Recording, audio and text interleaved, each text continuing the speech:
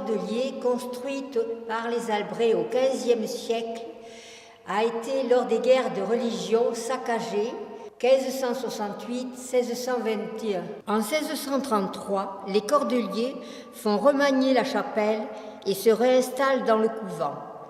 Du décor du XVIIe siècle, il ne reste plus rien. Nous sommes en présence de celui de 1861, date de la venue des sœurs de Saint-Vincent de Paul pour tenir l'hospice. La décoration se rapproche un peu du style baroque, peu courant dans notre région. C'est une des rares chapelles avec l'autel de la médaille miraculeuse. La chapelle classée en 1998 à l'inventaire supplémentaire des monuments historiques.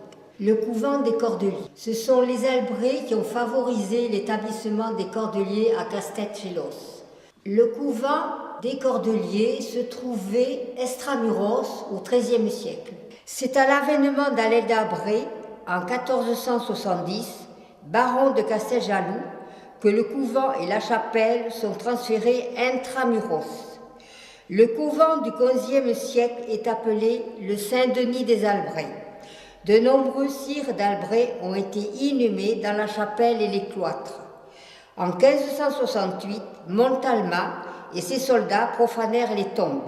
Le cloître du XVe siècle a été remis en état en 1633 par les moines.